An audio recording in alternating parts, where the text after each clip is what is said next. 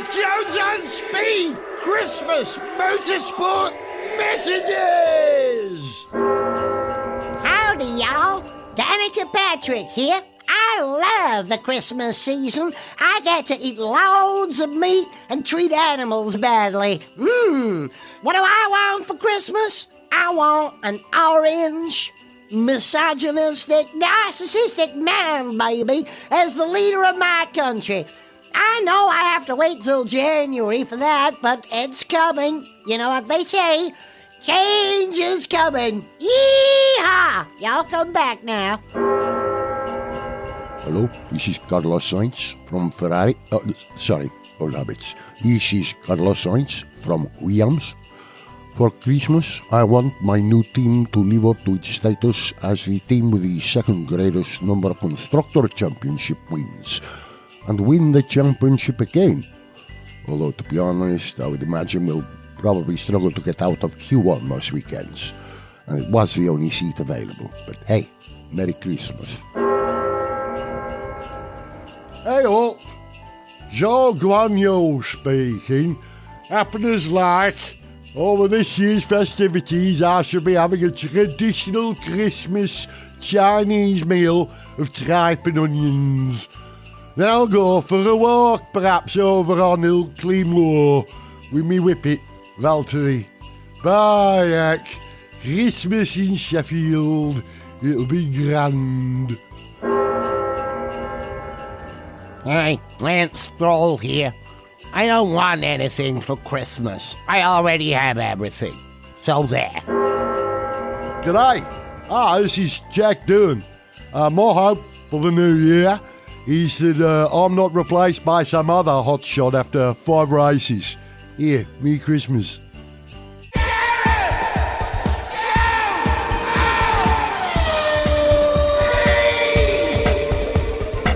Hello, welcome to Gareth Jones on Speed. I'm Gareth, he's Zog. Hello. And this episode, 505, will be what is essentially our Works Christmas Do. But before we can have the full Works Christmas Do party in a little while, Zog and I have got to get any other business out of the way. We've got to talk about the Abu Dhabi Grand Prix. Did you watch it live, Zog? I did. I was more excited about watching that race than I thought I could be. It was all about the Constructors' Championship, and maybe I had a vested interest in it, right? Did I care whether Ferrari won it or whether McLaren won it? I don't know. I just wanted to see a great battle to the line. Well, let's think. Did you care who won that? Were you just so interested in the competition, or what was your? I mean, because like you, I was excited for the race, despite the fact that the Drivers' Championship was already settled. For me, a decent part of that was down to the fact that McLaren and Ferrari were going to be scrapping it out for the constructors. McLaren haven't won it for a long time. The last time they won it, I was there. 1998, Suzuka. I was there with Violet. It was incredible.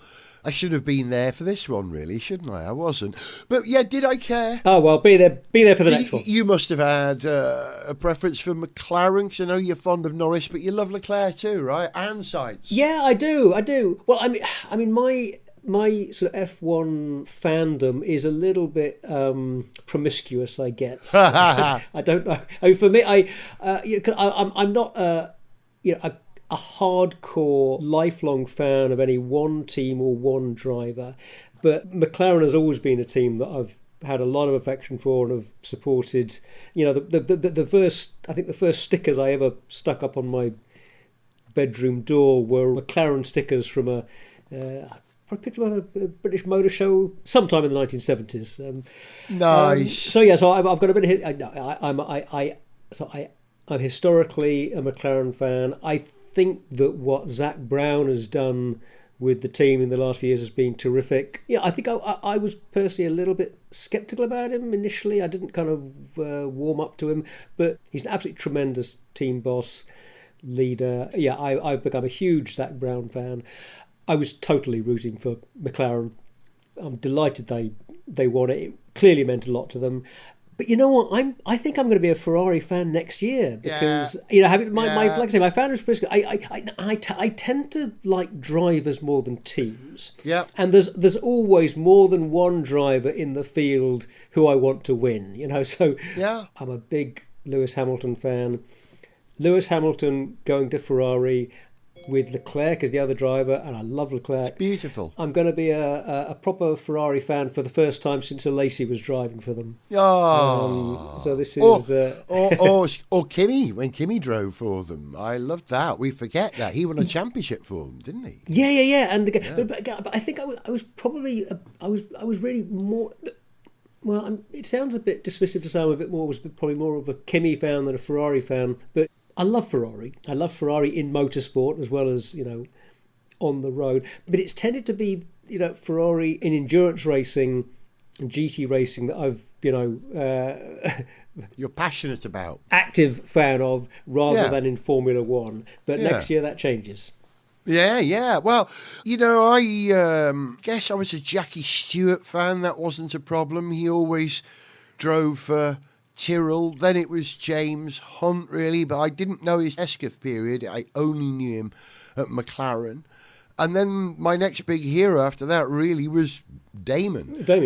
Yeah, who I'd followed from Formula 3000. I heard about him before he came into Formula 1, so that was like a real love. And when Damon left Williams, I went to Arrows and I supported him at Arrows. And then when he went to Jordan, I supported Damon at Jordan. But when Damon left Jordan, I kind of stayed with Jordan. It was, I don't know, the rule of a vacant seat. Oh, I've got to stay there until my next favourite driver comes along.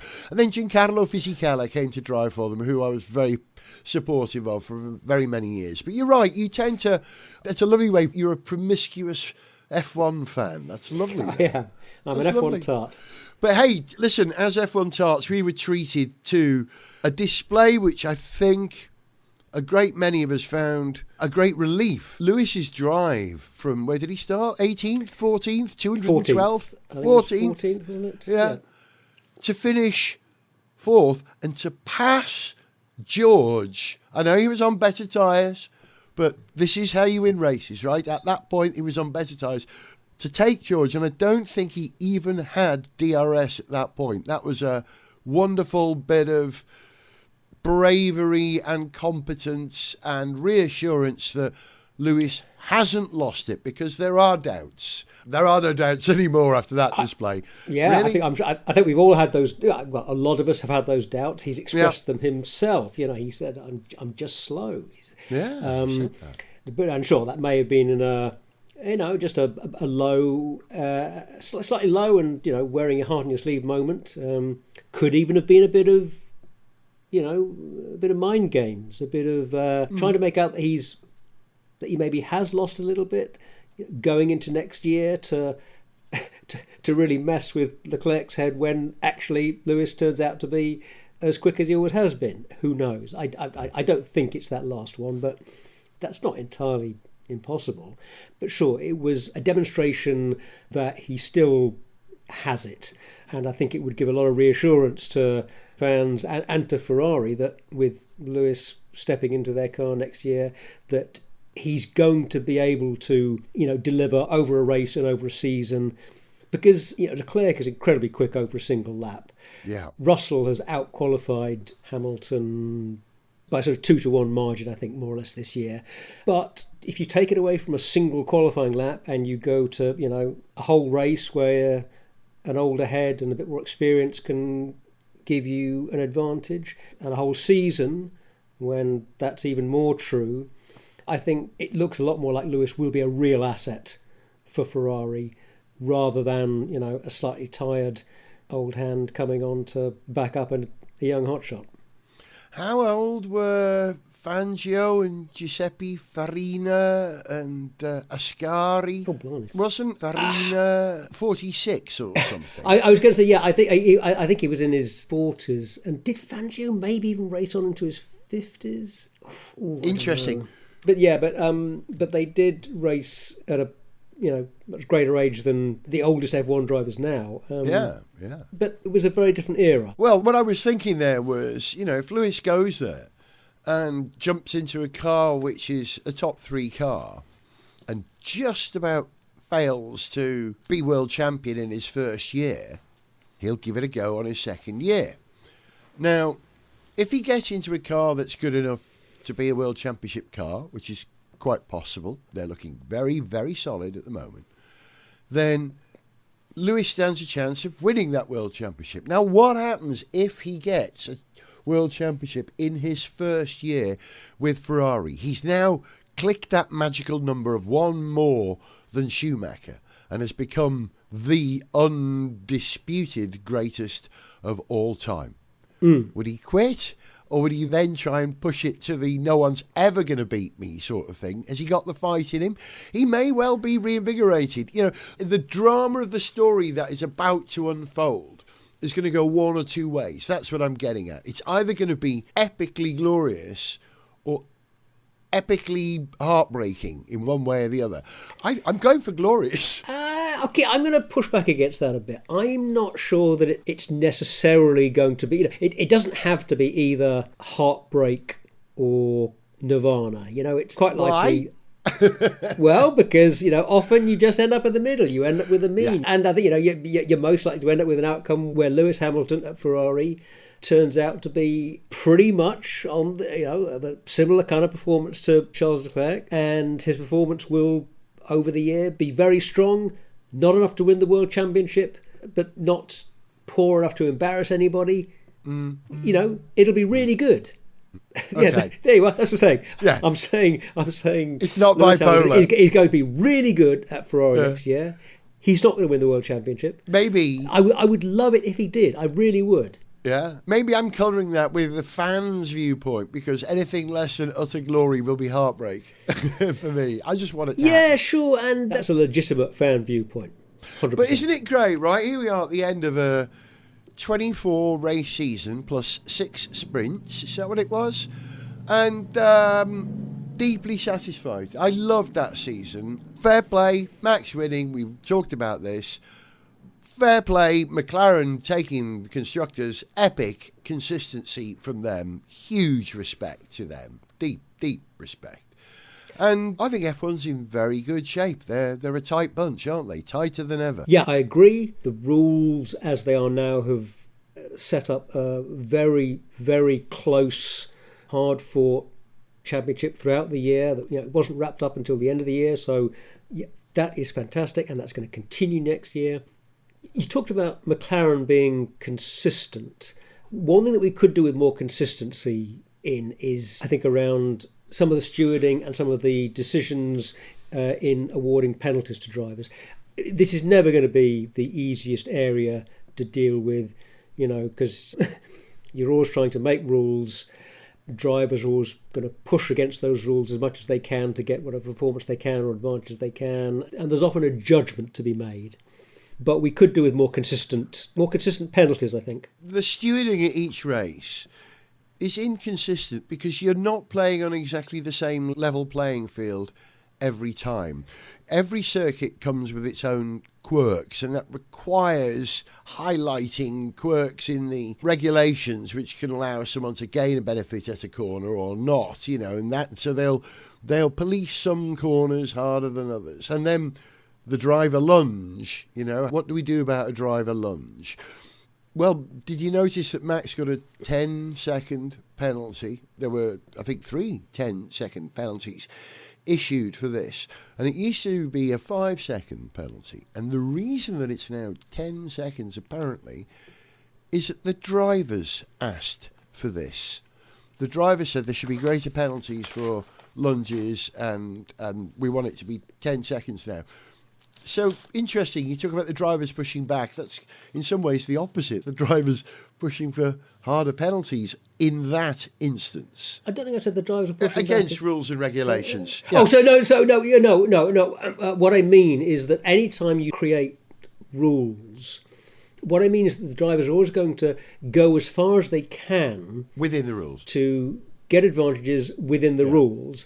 And if there's an ambiguity to be exploited, you'll take it. or a weakness to be exploited, that that they will tend to do that. I don't think I was saying they're pushing back against any kind of regulations. They're just doing the competitive thing that they are going to do behaviourally, of just maximising their performance within the space you allow them. Yeah, they are competitors, and that competitiveness right to the line, like we saw with Lewis, like we saw with every other driver. Oh, Hulk, the joy of Hulk having a good race was, I can't believe it. I'm very much looking forward to next season. What a shame Hulk's going to be in a bloody Sauber, though. That ain't going to go quick, is it? No, probably not. Oh, hey, listen, right, we've done F1. Should we do Christmas? Go on then. I'm thrilled to say that we've just received this message from Springsteen. Yep, loose Springsteen. Hey, everybody! You hear that sound? Yeah, that's the sound of Christmas. Just beyond the apex of the next corner. You know, Christmas can be a difficult time for lots of reasons. It's an emotional period, a time where you measure change. So I believe that it's really important that this time of the year we think about those less fortunate than ourselves. People like Kevin Magnussen, Valtteri Bottas, Zhou Guan Yu, Franco Colapinto, Daniel Ricciardo, and dear little Logan Sargent. And maybe even Sergio Perez, too. Drivers who don't have a race seat in Formula One anymore. And it's equally difficult for those who are changing teams, too. Drivers such as Hulk, Esteban Ocon, Carlos Sainz, even Lewis Hamilton. So this is a song for them.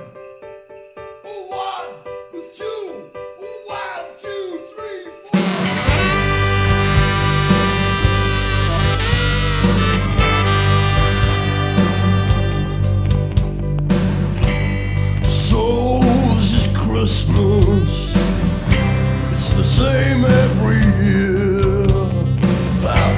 You beat me fair and square, my friend. I salute you with a cold beer. So this is the season my last one with you. It's the end of our relationship. From me to you, pal. Hey, it's at the end.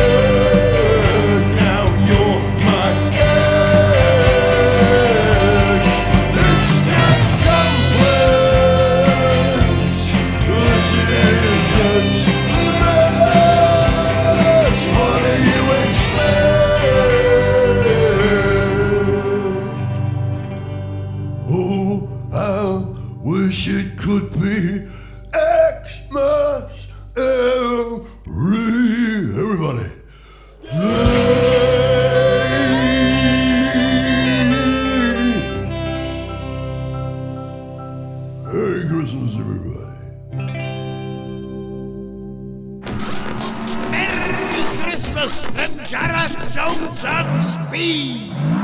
Welcome to the Gareth Jones on Speed Works Christmas Party, which is what this is, the most wonderful time of the year. And we are indeed quorate. Every member of the current on-air on-speed team is with us. Zog's here, I'm here, and joining us now from his kibbutz in South London is Alex Guy. My nest of shame. Hi. Why is it a nest of shame? I've been there. It's a wonderful place. Oh, but after Saturday, it's just shameful. Good.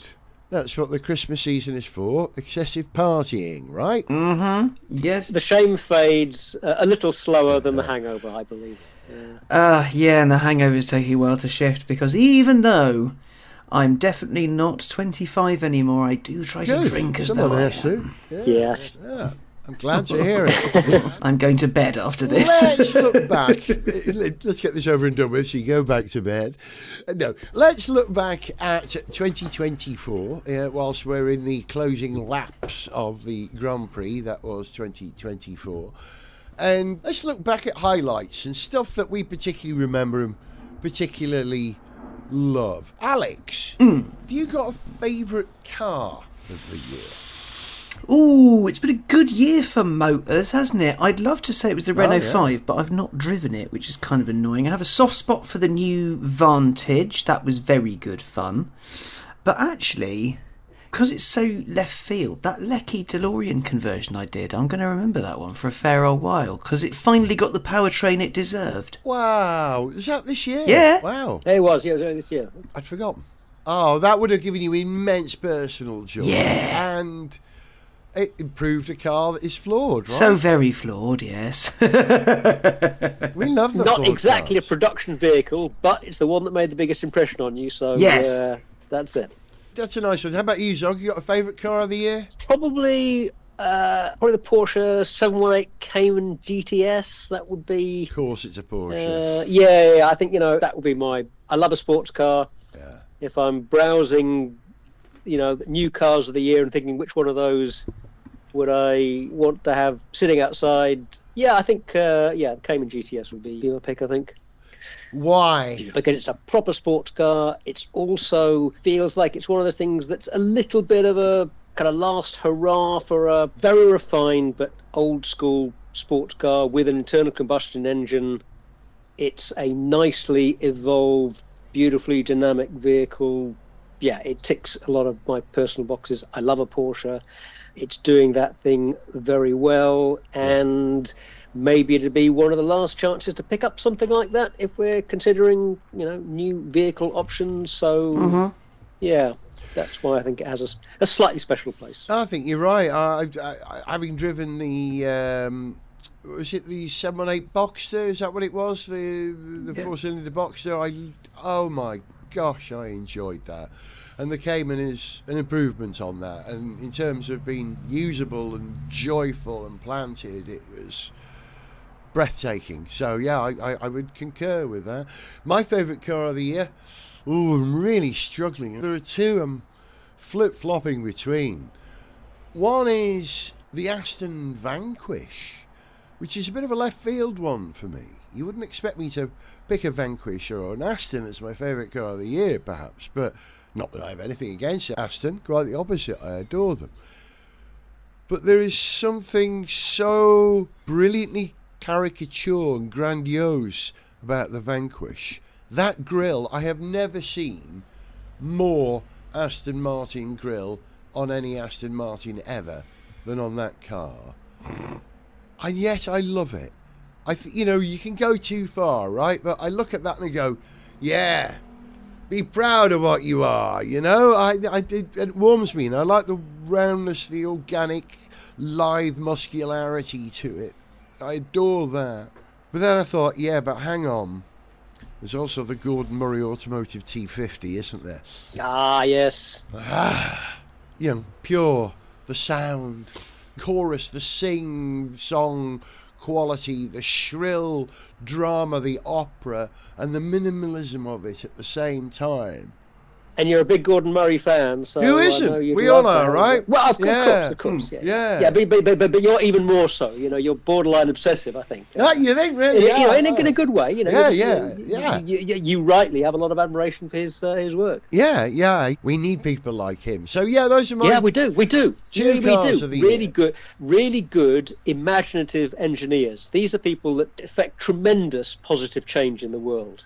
Yeah, we really do need more people like Gordon Murray. I was freestyling in my brain the other day, thinking like an engineer, trying to work out a solution for runoff areas in motorsport circuits. There are two fields of thought. Either you have gravel or you have a paved surface. The paved surface will slow the cars down quicker because there's more grip than gravel, right? In compact circuits, it's hard to have gravel. And you need to keep the crowds close to the circuit, right? So the runoff areas need to be as small as possible. And gravel is a problem because you can't do it in small circuits. The other one, the paved area, means you go off track and you can come back on and gain a benefit. So that's what changes the rules. So I was thinking, is there an engineering solution to this? Is there some kind of smart, live, organic, neurally managed... Imagine AstroTurf with servo motors driving every single blade. That could give you low grip for a moment and then reconfigure to give you high grip and would react like tendrils on an enemy to surfaces that would be a living surface that could give you the benefits of both a gravel runoff area and a paved runoff area. I mean, that's an incredible engineering problem with an impossible engineering solution. But you've got to start with that. What is it they say? For humans to reach the moon, we had to first dream of reaching the moon. Imagine what it could be first, and then try and work out how it might be possible. Well, the engineers have to work with the materials, the technology that is available to them. And I think you're asking for new technology, new materials there. That's a big ask, but so was John F. Kennedy when he made that epic speech. We will build a giant rocket ship made of new metal alloys, some of which have not yet been invented. He said that. True. Yeah, fair point. Right, sorry, I got onto one there. So, I was trying to solve the runoff area problem. How do we get onto that? Imaginary thinking by engineers. Well done. And Gordon Murray is one of them. All right, motorsport. Alex, best motorsport moment for you. Ooh. It's not Formula One. Well, no, it's not Formula One, but we know why. It was being a little bit drunk and standing just in front of the Dunlop Bridge at Le Mans, having one car of every class cascade past me in perfect order. It was excellent. It was just absolutely mega. The race this year was fantastic. The atmosphere was excellent. It was big and bright and bouncy. It felt properly special. It was one of those races where you can wander around the circuit and you can meet lots of people and have a chat with lots of people, but everywhere around there was some sort of moment and some sort of thing happening to make it special for everyone who was there live. And yeah, that was really cool. So yeah, Le Mans this year, that was nice. You missed two Le Mans, didn't you, when they had the lockdown Le Mans? But I think you've been to all the others in the last sort of 10 years or something like that. No, not quite that. I think my first one was 2012. It's been my 6th or 7th this year. It is overwhelming. It's kind of overstimulating. It's glorious. And having missed it for 2 or 3 years like I did, to go back to it this year was my motorsport moment too. I have to agree on that. And exactly what you said, it's that start when they all go past and they've just played also Sprach Zarathustra. I'm always moved to tears of utter joy that this display of heroism is happening in front of me. That was it. Being back at Le Mans was my highlight of the year. Same as yours, Alex. See, you weren't there with us this year, I'm sad to report. I wasn't. No. I'm sorry to miss that. But my motorsport highlight of the year, I think, will be Leclerc winning the Monaco Grand Prix. Yeah, that was just that was just a great moment. Yeah, wonderful, exciting, very talented young F1 driver, first monegasque driver in the sport for a long time. I'm going to forget. My memory's failing with there, but first monegasque driver for a long time, not the only one. And for him to win Louis Chiron There you go. was another one. Off of being named after the Bugatti Chiron and being an unconscionable shit. Or a cad, as they used to say back in. Beyond being a cad, this was being a proper shit. I cannot remember for the life of me which female rally driver it was that he reported as being a Nazi sympathiser and destroyed her life. But he did that, allegedly. Allegedly. It's something I read somewhere. Like, hang on. If that was a false allegation, that Monegasque driver, while you're looking that up, that was just great to see the young Monegasque driver taking a win at his home race, heartwarming, great to see Leclerc having more success in any case, but that was certainly my highlight of the year. Yeah, I get that. We have great love for Leclerc, as we were discussing earlier on. He's a magnificent driver. He hasn't always been as lucky as he needs, and for him to get a win in his hometown, Helen Nice was the racer. There was a very good book written about her a few years ago, The Bugatti Queen. Yes, just reading the piece that I first used for research years ago. It was a Monte Carlo rally of 1949 where Chiron met and destroyed her. Before the rally started, the rally held a party for the women drivers in the event in Monaco, as Jacko wrote in their official profile of the nickname Bugatti Queen. At this party, Louis Chiron walked up to Nice and loudly proclaimed to the crowd that she had worked for the Gestapo during the war, that her presence was a disgrace, and that she should be barred from competition. He had no proof, and Nice attempted to contact the rally's organiser to refute the accusation, but the organiser was a friend of Chiron's and provided no help. The accusation killed all of her sponsorships and her career. And also, he got his start in life. So the story goes, this is very boring. Well, it's not boring, but it wasn't where I was thinking today was going. The story goes that Ettore Bugatti was very happy that he finally had a Monegasque driver, but was less happy to find out that the Monegasque driver wasn't a wealthy Monegasque. He made his money by dancing with ladies in the hotel. Right.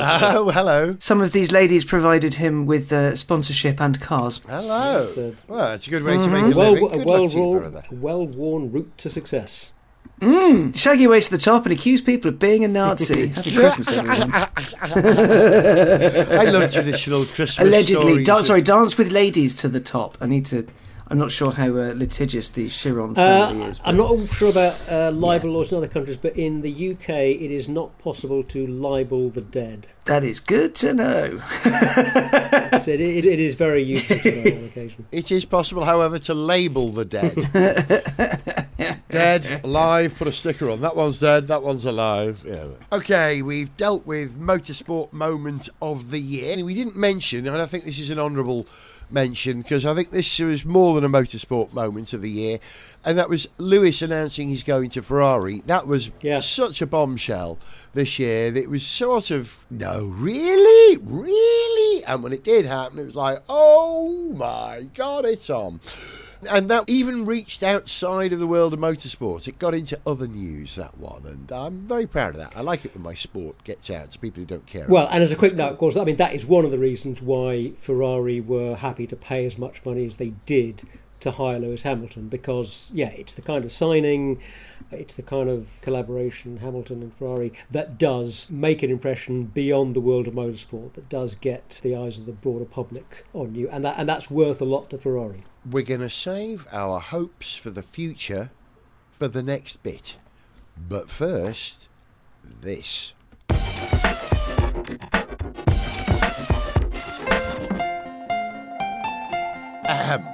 Professor Sir Stanley Unwind, presentee for Knotivity.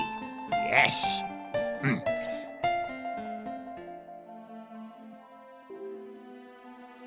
And there were, in the same county, 3 shepherd loads.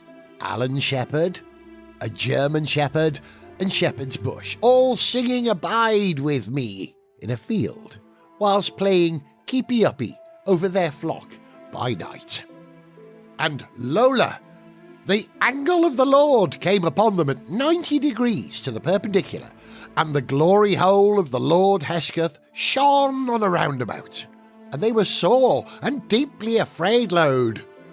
And the angle said unto them, Fear not, and other methods of tying string. For behold, and also a hold, and what happened to sea hold? I bring you good tidiness, and great deep joy, which shall be to all people, and also everyone.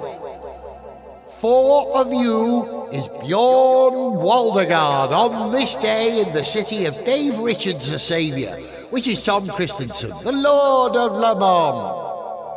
And this shall be a roadside unto you 2 and 3. Ye, also known by other rappers' names, shall find a member of the Sugar Babes, wrapped in swaddling racing overalls with a lying manager. And stubbornly there was, with the angle, a multi-tool of the heavenly silver spirit, oh wafty pleasure, saying, Glory to God in the highest on the top step of the podium, and on earth peace and Goodyear tires will go toward men, and also men. Now, after cheese was invented in Bethlehem, behold, 3 wide men from the east, probably Ipswich, came to Jerusalem load, saying, And did those feet in ancient times walk it up old Trickley Hill upon England mountain greeny? And also, where is he who has been bought king of the apple juice? For we have seen his pole star in the east, and have come to worship.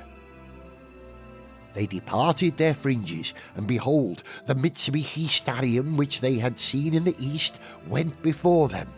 They went after it, because before them was the thing that they were going after.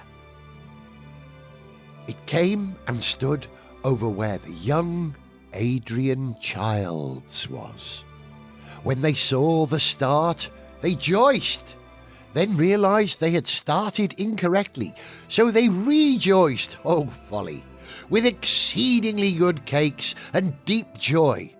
And when they had come into the house, which was not a house but a sort of barney stable mode, they saw the poor young child with his mother, Mary Christmas.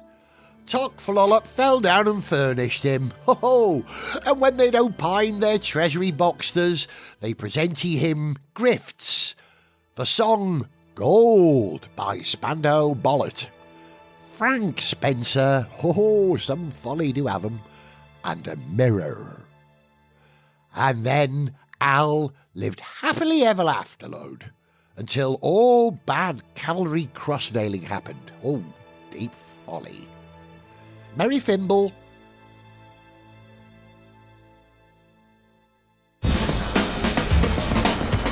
Gareth Jones on speed. Gifts are a massive part of the whole Christmas experience. Whether you're a child or an adult, there's always pressure to do the gifting thing, get it right? Oh, it's hard. Oh, and sometimes you get terrible gifts. Now, we've managed to avoid this on Gareth Jones on Speed by having a tradition of buying virtual gifts where we can buy something for each other with unlimited resources and say, if I could give you anything, I would give you this. And it brings us brief and true joy, gentlemen, doesn't it? It's nice to be able to do that, Absolutely. right? Yeah, but we've done that. So the challenge this year was to try and find a gift that the other one of us would absolutely hate. Who wants to go first? Who's bought a terrible gift for who? I'll go. Okay. So, terrible gifts for the both of you. Gareth, okay, you recently picked up a new vehicle. Obviously, you want to keep it in tip-top condition. You know, I do. Gas top right, condition. so I figured some car cleaning product, a car cleaning kit of some kind would be good. And so I asked a young design student to come up with a blue sky thinkings, no preconceptions. You don't need to sort of stick too close to preconceived ideas about car cleaning kits. So they come up with a lovely package for you of some gold lame polishing cloths. Gold Lame, which will work with they chose Ajax scouring powder for your paintwork.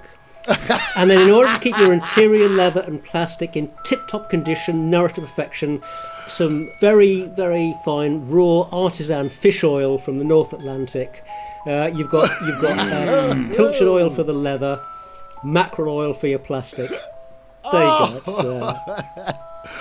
Well, I would accept them, and in that way that you're always told to accept gifts And politely. then shove them away and never use them. Yes, that's absolutely what this kit was for. And for Alex, now, obviously you've recently, you have a new household member. A cat. I do indeed, yes. Otter T. Catterson, she's currently sleeping on my side of the bed and in no way annoys my partner. Very well. I figured what I should do would be to come up with some gift that would bring together your two loves of your new kitty and cars. And so what I've come up with is a very advanced custom electronic installation for your vehicle that will provide a neural link between your cat and the car's entertainment system. Now you could regard this as an upgrade from sat nav to cat nav, which of course it is. Nice. I had to get that in there. And of course, I know that you would love to have Kitty in the car, keeping you company while you're driving around. On the downside, let me just point out that this will require a neural implant for Otter the kitty. Okay, so I have to shoot something into her head. You have to have that surgery is difficult, on the cat. Yes. Also, this will enable your cat not just to give you directions all the time, which will probably be the opposite of whatever directions it gave you 2 minutes ago, because it will have changed its mind. Also, your cat will be able to remind you constantly exactly what it thinks of your choice of vehicle and of the standard of your driving, which we know will be well, hey, it's a cat. It's a cat. We know what a cat is going to say. Awful, nowhere near. So, enjoy. And I'm guessing I'll be able to know exactly when she wants to lick her own arsehole. That's a version 2. Well, you really need that. You really want that, don't you? That's going to make your journey a lot more pleasant, isn't it? Merry Alex? Christmas, fellas. I don't want it when she's sitting on my chest and just does it. So. Yikes. Oh, good. You're rimming yourself. Well done, animal. Bravo. Did you enjoy your Christmas present, Alex? It's delightful. Zog? That's a warped mind that came up Thank with you. that. Well done, Thank you. Zog. Well done. I've gone for something slightly simpler, slightly more straightforward, if I'm honest, for you, Zog. Let me see if I can engineer this now. Hang on a moment. Here we go. I've got a link here. Now, in our universe, I'm going to send you this link via the chat function in Skype, right? But in the On-Speed universe, I'm literally going to teleport one of these vehicles across to you now. All I'm going to say, here comes your gift, Zog, and I know you love a Porsche.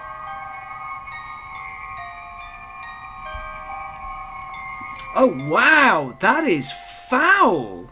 I can't wait to see what Zog says. Porsche pickup. That's awful. That hurts my soul. No. Merry Christmas. No, it is horrible. How do you feel about pickups?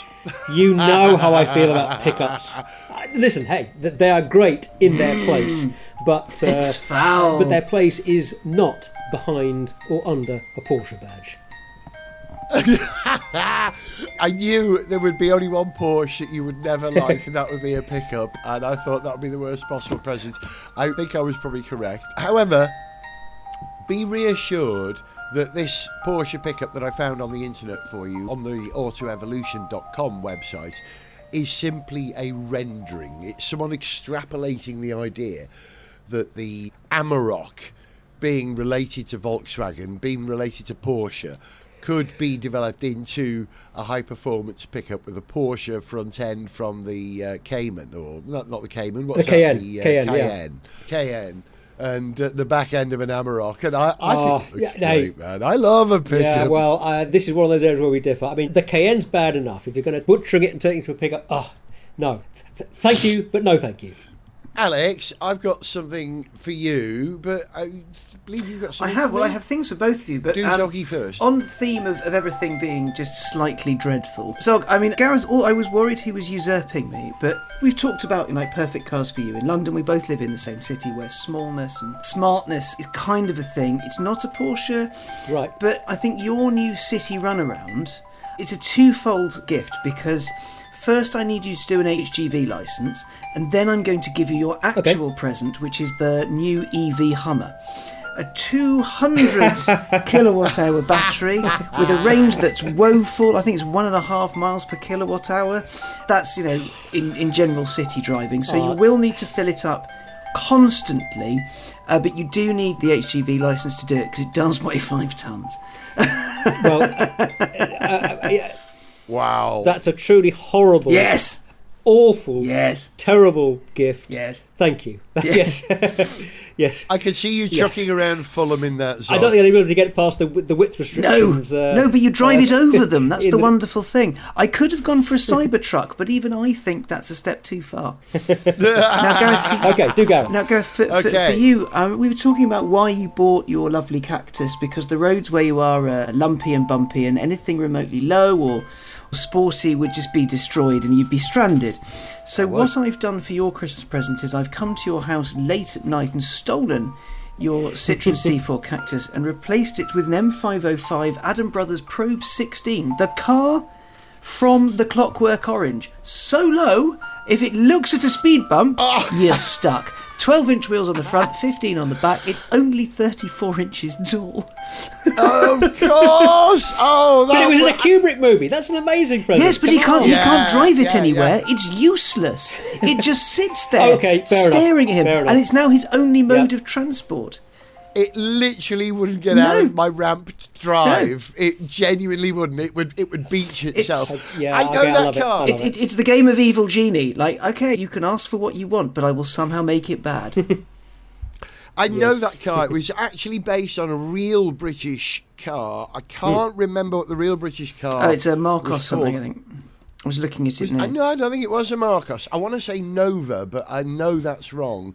But I'm pretty sure it wasn't. Well, they a only Marcos. made 3 of them. It was a thing that you could Yeah. buy. And Yeah. one of them was at the Design Museum for the Yeah. Kubrick exhibition a few I years was ago. there. Yeah. I was there, having just seen one in the Peterson Museum in Los Angeles some 3 weeks earlier. I went to the one in London, and there was one there as well. I want to find out what it's called now. I can't remember. The Probe 16. Oh, it was designed by former Marcos Cars designer Dennis and Peter Adams. Yes, it was Marcos people that did it. But it's their car because they went, well, we can go lower. And somehow they did. And they only built 3. So... But I think it was the Durango 95, wasn't it? That was its alternative. That rings a name. bell. That rings a bell. Yeah. Yeah. Amazing. That was Oh, what it was called in A Clockwork Orange. hopeless. That's the Well, most useless Thanks present. for nothing. So enjoy your gifts. They're absolutely useless for both of your use cases. And the worst thing about it is I really would love that car. It would be no use to me whatsoever. God. None at all. It'll sit there on your drive, and you're not allowed to have any other cars. Right then, Alex. Touche, my friend. Here we go. It's arguably worse than you think. I'm going to send you a link via the chat screen. Right, here it comes.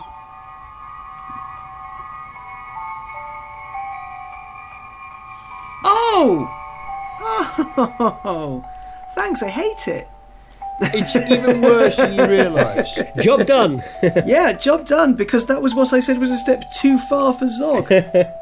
Not only is this gift the Tesla Cybertruck, probably the vehicle you hate most in the world, by the man you hate most in the world, but it's even worse because I have genuinely signed you up for updates. You're on the Tesla mailing list for any plans they may have for when that vehicle becomes available in Britain or Europe in any way, which it probably doesn't at the moment. So there's a stay of execution.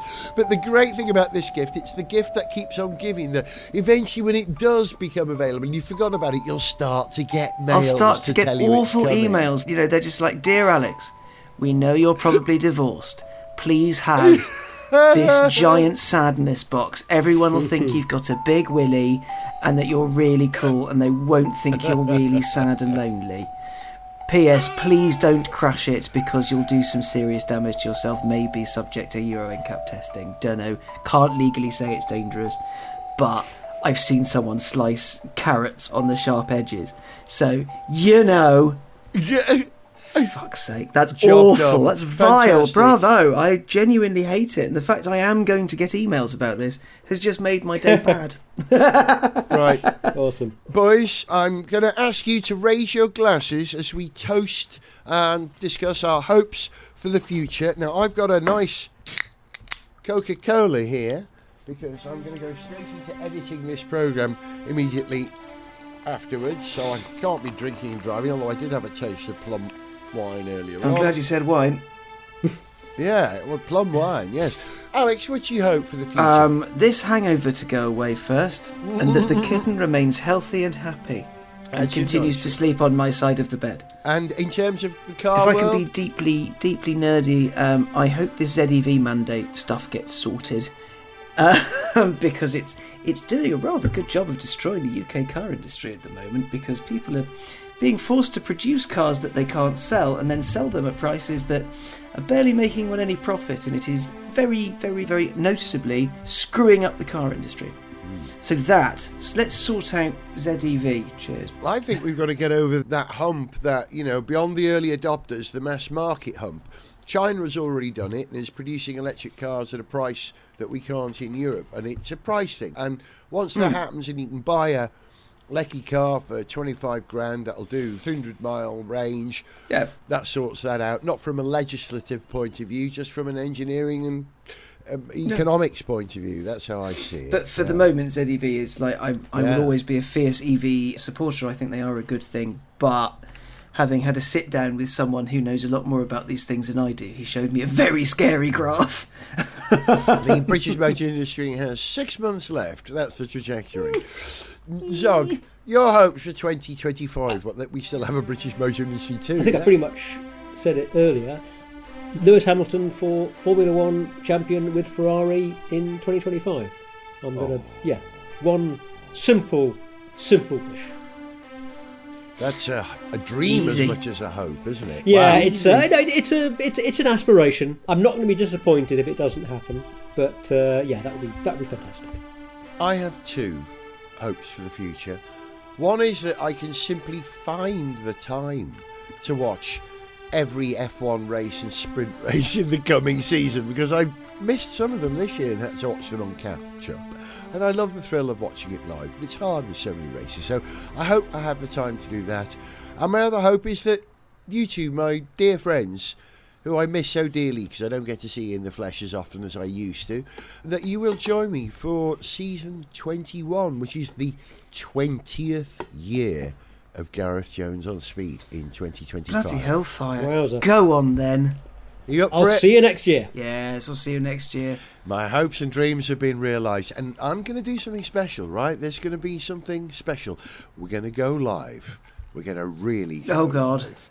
And there will be music, and there will be an event, and there will be a gig, and there will be a gathering, and it's going to be huge. Are you going to make Richard Porter sing again? Because I enjoyed that thoroughly the last time. If I can drug him up to the eyeballs to do so, I will. If that's what it takes, that's what I'll do, yeah. But yeah, that's part of the plan. He doesn't know that yet, but now he does. Hi, Rich. You're singing. Listen, boys, I love you. Cheers. Cheers, boys. Cheers. Cheers. Boys, thank you for 2024 and all the best for 2025, and I wish the same to our glorious listeners. Thank you for subscribing, thank you for spreading the word. Share, like and subscribe, and we'll catch you for more On Speed in the future. Merry Christmas and a Happy New Year. Merry Christmas. Happy Festivus. Bye. If you enjoyed this show, then please like, share and subscribe. For information on how to contact the show, see pictures, read song lyrics, follow us on social media, or to sponsor this podcast, go to garethjones.tv.